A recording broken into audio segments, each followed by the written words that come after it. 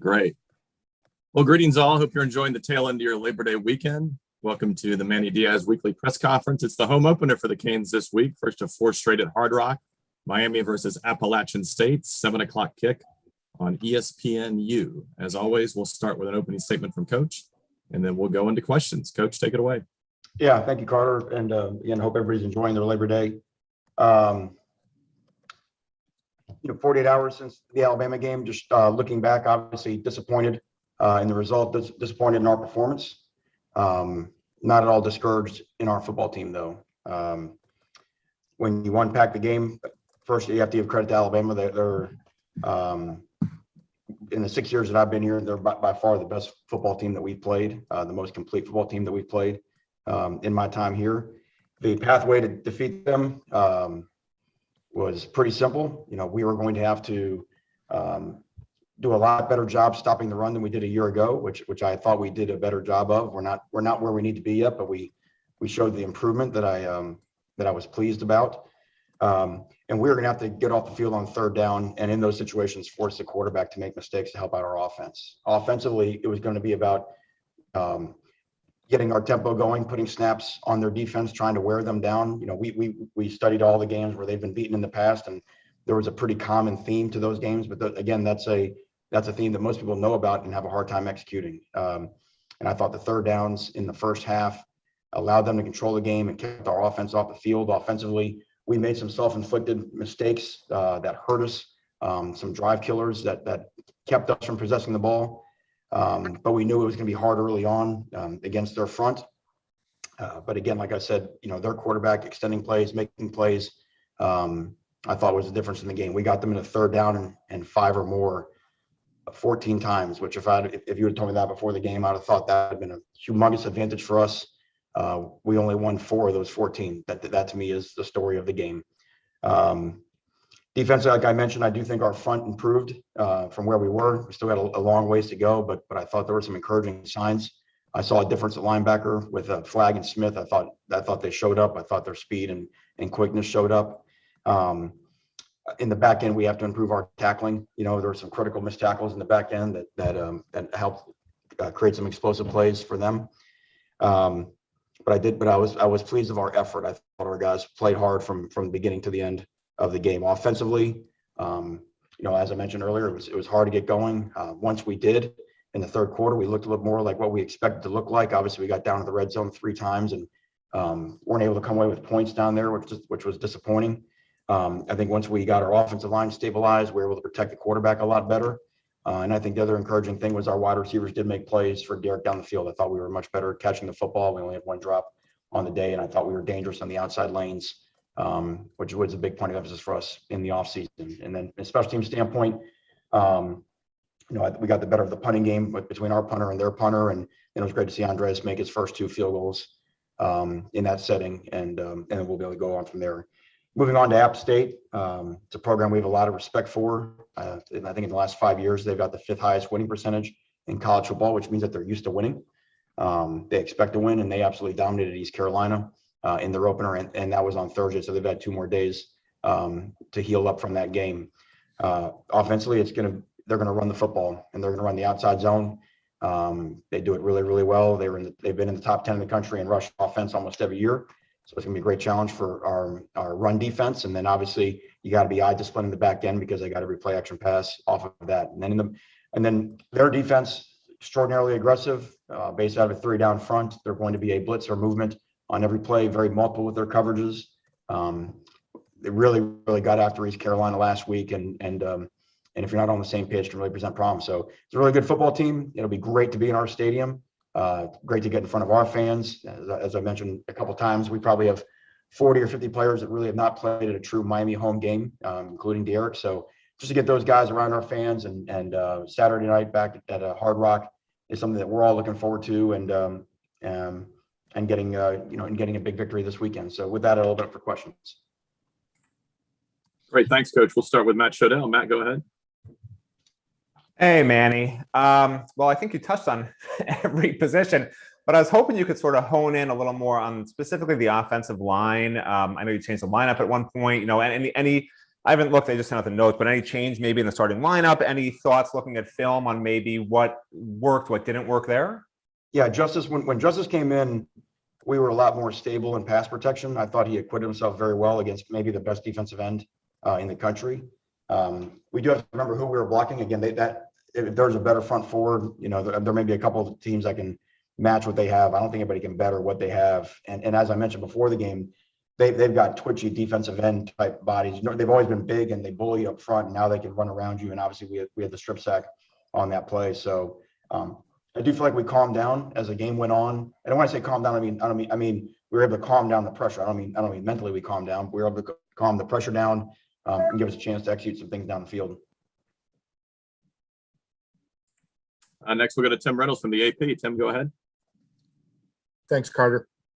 Manny, how difficult is it to be critical or be properly critical, might be the best way to put it, when you look at tape, knowing that you're not going to see another team as talented as Alabama, number one, and two, they're just, they're kind of in their own world. Like, how do you grade them as if you're playing a normal, really good college football team, because they just look like they're something else entirely?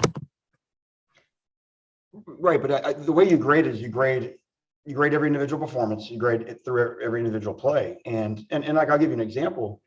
I've talked about third down being so important in this game. Is that so there was a couple critical third downs. We're in man coverage. One time we're in coverage. We're supposed to be inside and underneath the route, right? And they've got some difficult routes to cover. They've got really, really difficult people to cover. And so in that setting, your technique has to be spot on. And we're not technically spot on. We're a little bit on top of the receiver. The receiver puts the foot on the ground, comes back, and the quarterback is flush. The spy we have for him comes, hits him as he throws, makes a big time throw, right on the money, complete first down, right on the sticks.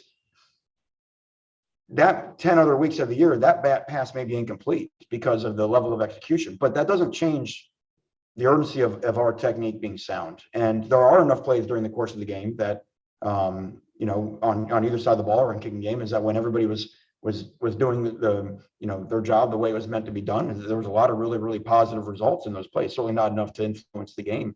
But that, I think that's a lesson for all. The same thing with what it could be calling plays as a coach, a player, it's everything, and that's why to me, it's not, these games are, it comes off as like it's a miserable experience, and for sure it is, but there's a lot to be learned from being in these type of environments and these type of experiences to get us all better, and part of building this program to where we want it to go. Thanks, Manny. Next, we'll go to Chris Stock. Chris, go ahead. Hey, Coach, you had 8 months to prepare for the game. Just how do you explain getting down 27-0 in the second quarter? Well, yeah, I think I just explained it, right? So, 8 months to prepare for the game, as you mentioned. The first two plays, first play they go nowhere. Second play, it's a long incomplete pass. Third down, it's Amari Carter comes through on a blitz, knocks the running back absolutely on his tail. Quarterback has pressure right in his face. Not a very tall guy. Hits a strike on the outside lane. The same thing. The receiver kind of pushes off, but we don't do a great job at driving out of the break at its completion. And those are the type of plays. That's just one example. But if we get off the field, if we come out of our break and bat that ball down, that's a 3 down to start. Everything else goes from there. So to me, 27-0 is a series of events that occurred. Now it looks like, non-competitive, not ready to play, or those type things. To me, it's a game, and there are football things that occur in a game, and that's the point. It's the competition and the execution is what they were able to do at a level that we couldn't match. They were going to be difficult to beat anyway. We had to win the critical situations. We had to win turnovers. We had to win explosives, and it went the other way, and that's why the score looked the way that it looked. And Chris, one other point. Remember, they've been doing this to pretty much everybody. They won the national championship game by 30 points. They're really, you've got to do everything right to give yourself a chance to win. And by all means, we did enough wrong to put ourselves in a huge hole. Next, we'll go to Manny Navarro from The Athletic. Manny, go ahead. Hey, Manny. Couple of things for you. Number one, injury-wise, I know Mike Harley got knocked out. Just curious, how he's sort of recovering. How worried are you about having him, in the next couple of weeks, or however long he might be out. And then Sam Brooks Jr., I know he was getting back into practice. Do you anticipate him being ready to play this week? Sam probably is still a ways away. He had a little bit of a setback during training camp, so we're just trying to get him all the way right. It's been a series of just frustrating setbacks with Sam, and we just felt like that was the best thing. He was a little ahead of schedule when he came back in training camp. And then Mike, we'll have our staff meeting this afternoon, but the news was trending in the right direction positively for Mike. So I'll know more at 4:00 today, but it sounds like it's better than maybe we initially thought. And then if I could, just one quick follow-up. I think Pro Football Focus had you guys down for 21 missed tackles. I know tackles in the opening game is always something that, you talk about tackling better. I guess, first of all, was it that bad from when you guys counted up the missed tackles? And is that something certainly you're addressing this week going into Appalachian State? Oh, yeah. I mean, it's going to be a huge point of emphasis this week. We didn't have it. I don't know where they got 21. I don't know where they get most of their data at that place. But there's enough high-profile misses that were very poor. And in the back end, they're going to be crucial because, like, as I mentioned, they led to explosive plays. There are a couple of players that had,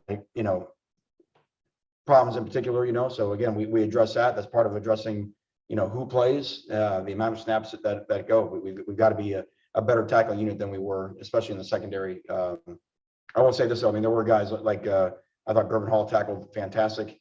And I do think in the front, I thought we tackled well. Their quarterback did a good job of getting out of some pressure early on, and even on some throwaways, not really missed tackle opportunities, but just sort of missed opportunities to get a guy on the ground with a sack. Next, we'll go to David Lake. David, go ahead. Yeah, Coach, you just kind of hinted at it, but I wanted to ask you just about the pass rush, particularly from the defensive line. How do you feel like they did, understanding, the context of going up against Alabama's front and Bryce Young's elusive and all that, but how do you think they performed? I thought, you're not going to see the sack metrics. What I felt like we got him off the spot, and I thought he made us pay when we did that. And as I mentioned, I thought that was a huge difference in the game. So I thought our defensive line, we rotated the 8 guys. I thought all those guys played extremely hard. I thought all those guys competed. We did create pressures on the quarterback. Had a near safety on that one. So, I think the pass rush and the sack totals will continue to improve. Obviously, they got to a point in the game where they didn't have to expose the quarterback, the pass rush, and a lot of the quick RPO throws. We didn't match up on the RPO throws through the course of the game as well as we should have, and that allowed them to get some easy offense out there, which is basically just their run game. Like I said, I like where we're at. I like the unselfishness of our defensive line, and I think that's going to continue to grow and improve all year.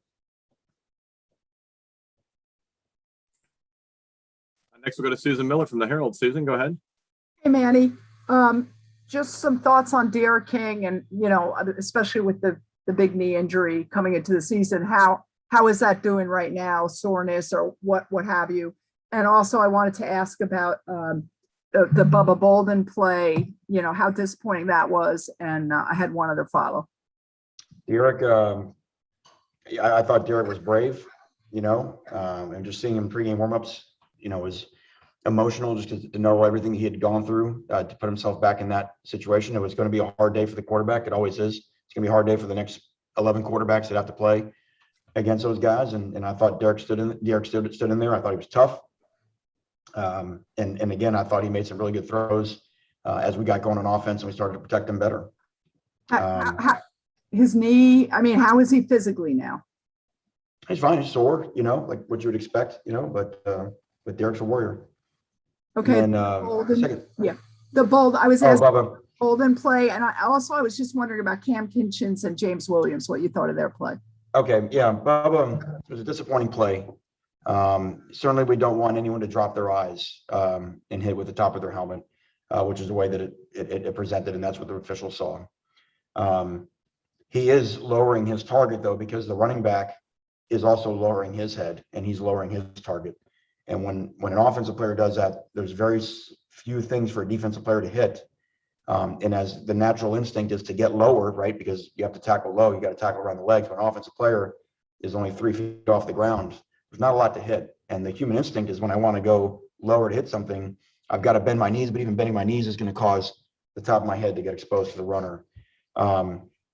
It is a play where I've been saying this, you've heard me say this for a while, is that I don't think that play is worthy of a disqualification. We can have that be a foul in the game, and that can be worth 15 yards. To discourage the behavior, that shouldn't be a disqualification. There's not another sport that where that is. The plays we've tried to take out of the game by the letter of the targeting law, I think we've done that. I think we've made the game a safer game. But those are the rules. They enforce it the way that the law is written. And then to your point, Cam Kitchens came in, James Williams came in. And I thought both those guys for that environment acquitted themselves very well. I thought James was very relaxed and played fast. Of course, there's gonna be some technique things and some alignment things that they got wrong. But I think both those guys for being in that setting and considering opponent and who they were playing, I thought they both showed really well, and they'll continue to feature as the year goes on. Thank you. We got time for one more, and we'll go to David Rogers. David, go ahead. Yeah, thanks. Coach, looking forward to App State, and really by looking back, back in 2016, you guys dominated App State at Kid Brewer. What do you see differently in App State now versus then? Well, I mean, that was a very unique day. It's sometimes hard to, the crowd that day, the expectation, there's an emotional element to that day that I think allowed things to maybe get out of control. Obviously, the long run of the game by Mark Walton. I don't, other than Zach McLeod, I don't think there's a player on either team. I know App's got 14 super seniors, so it might have been there at that time. I guess I might be, but these are all new people, the same uniforms, but there'll be different people on both sides. So I don't think the 16 game will have a lot to do with this game, but it was a great environment. The stadium, of course, is a beautiful setting. But sometimes it can be tough playing in an environment like that if you're not used to it. And some things happened early on in the game that sort of allowed it to get out of hand. What do you fear the most in facing App State this week? Well, anytime true in 16 and true today is the outside zone. And they do it unique. It's different. It's hard to simulate in practice. You can't get a scout team to run it. And if you don't, North Texas couldn't stop in the bowl game, and there were 3 straight drives that PN10 went for a touchdown of over 75 yards. And so it's a challenge because you've got to be in the mood to stop the run again and again and again. They've got really mobile offensive linemen who will get after you. They're tough.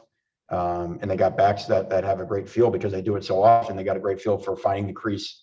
And it can hit in a different place every time, which is what makes the play so unique. You're seeing it more and more around college football. Like you see it in the NFL right now, but the way they do it is a little bit unique, and that's where our success begins is getting that play bottled up. Thank you very much. All right. Thank you, Coach. Thank you, everybody. We'll see you later in the week.